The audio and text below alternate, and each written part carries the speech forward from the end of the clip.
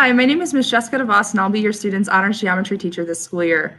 Fun start to this video is go ahead and take a screenshot or see how many triangles you can find. We would have done this in session, but you might as well try it if you want. A little bit about me is I love Disney World. I'm also one of the theater directors here at RHS.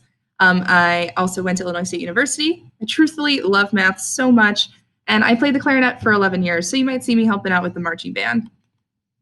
Some of my contact information, my email and my phone are located on the screen. Also my website, that'll take you to my class website. That's also located on my About Me page.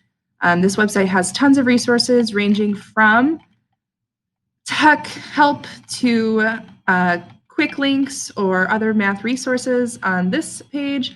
It also has specific course information for honors geometry, such as our Google Classroom pages or our learning calendars, or other things like that.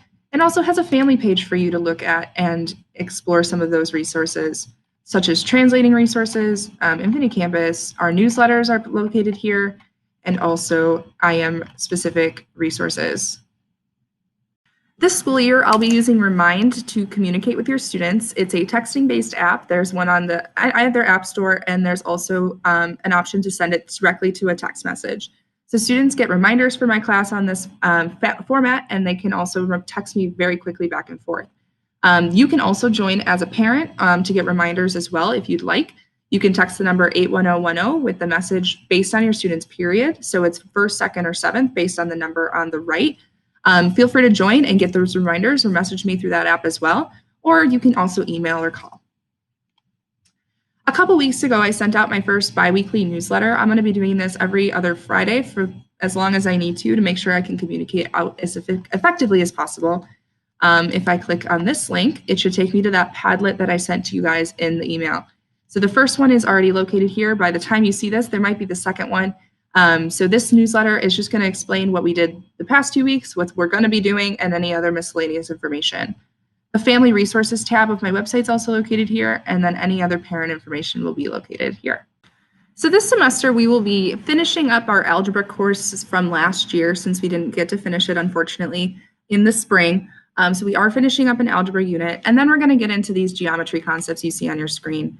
So this is a required course for graduation, but we're going to continue to build and challenge your algebra and logic skills. We're going to develop a geometric understanding. And we're going to do this from progress-based goals and learning and grading, and I'll discuss that more later. And then this is a task and problem-based learning platform.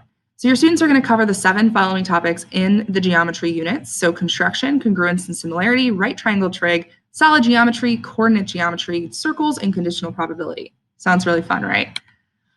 In this model, we're going to use the same one that this student has been using for the past several years if they were in VBSD. So this is an illustrative mathematics curriculum, also known as IM. Your student workbooks all have this symbol and this name on it. That's what we're using this year. There are online websites already created. There's a student and a family support website. This is a problem-based learning platform. So it's going to push your thinking, push classroom discussion, and ensure clarity in what we're doing. Again, there are the student and family support materials existing, and this is going to continue the progress the student has been making in middle school and also algebra. Thank you so much for all that you have done to help us in picking up your students' supplies. I know all of your other teachers appreciate it as well, and I just wanted to give my sincere thanks to you for helping us out with that. There may be another date in the future where you may need to pick up again. That's just if we aren't back in the school, as I know we all would love to be. But thank you again so much for that.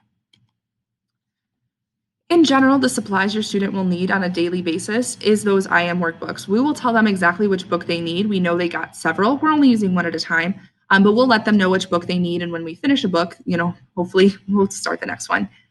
So the computer, we hope that they use their school-issued laptop. We know that there are sometimes issues with that. If they need to use another device, they've been really good about communicating with us. So feel free to communicate with us as well about that.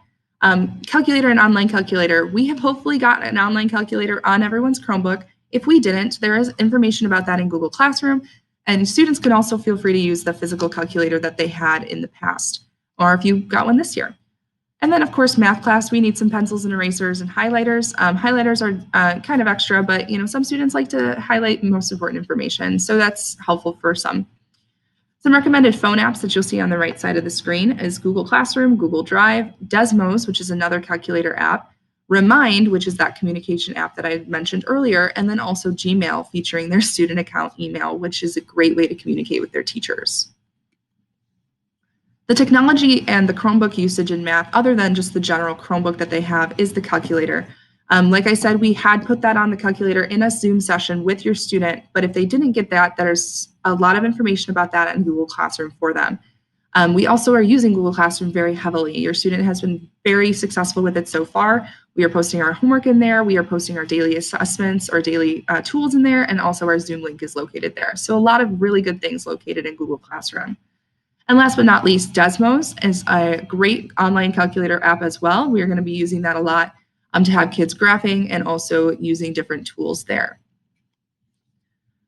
This semester, we are going to be doing a flipped classroom model, meaning that the students are going to be attending and participating during Zoom calls on practice and also other supports for the lesson, but they're going to be doing the official lesson on an Edpuzzle. An Edpuzzle is a video with embedded questions within it. So the students are going to be watching the video, but they're going to get stopped and asked questions about what they're doing.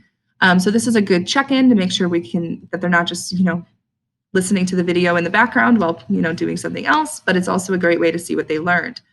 Edpuzzles are going to be assigned during that second half of the day, that work period, so that they have, something to do and also just something to work on. So these are going to be assigned and we will be reviewing them before the next Zoom session to prepare and to learn during that session. Tutoring opportunities. So a lot of things, are based, on what we had before, but there's still going to be some support before and after school. And again, that support's going to be on office hours or Zoom calls. Googling is a great way to search something up if you're confused. If you have something, you can find a YouTube video on it or another support on Google. That's a great use of resources. You can peer tutor each other or work with each other as well. Khan Academy has so many videos and resources. IXL has a lot of resources in math practice. Quizlet and Quizzes also have some great videos and tutorial. And then also Me, Myself, and I. By that, I mean office hours. So office hours are going to be a very huge benefit for your child. They're that period of time between like 12:45 and 2:15. Students can sign up with a 15-minute session. If that needs to be 30 minutes, we can make it 30 minutes. It's just dependent on what your student needs. If we click this link here, this is a link that is located on Google Classroom right now as we speak. Students can sign up via this link. That'll take them to a calendar. This calendar was where they can sign up for slots, and when the slots are taken for or spoken for, they will just go blued out. So this is a great method for me to sign up with your student and to meet with them live. This school year, we will be mostly grading your students based on something called a Quick Progress Checker, or QPC. They did these before in our previous curriculum models in class, but they were typically a formative grade, meaning that they were in the 10% category, if you know what that means, and also they were just more of a check-in to see what they were doing, hence the Quick Progress Check.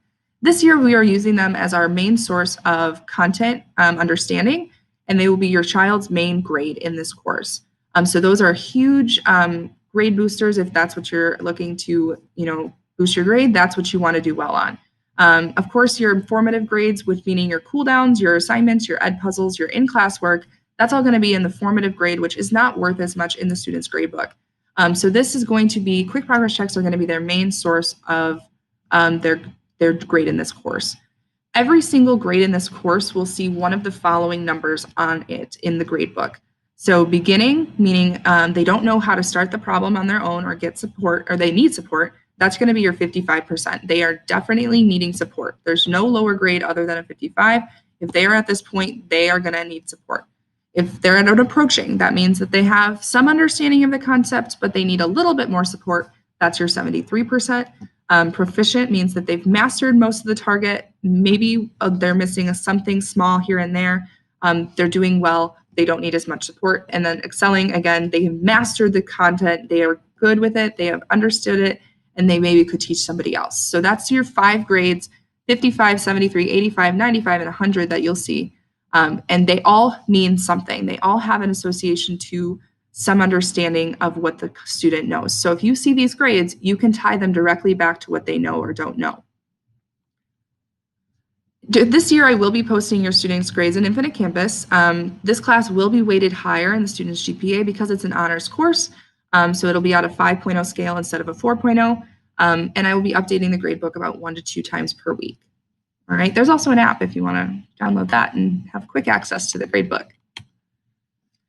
If you had any questions at all about anything I had discussed in this video, please, please, please email me. I would love to talk to you or set up a time for us to meet up or call to discuss your questions, or we can just discuss via email.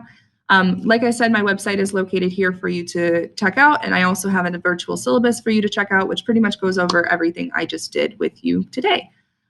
So again, if you have any questions, anything at all about this or anything related to this class, please, please reach out and email me. I appreciate your support, and I look forward to working with you this semester. Again, if you need anything at all, I'm here for you and your child, so please, please reach out. Thank you so much, and I hope you have a great rest of your day.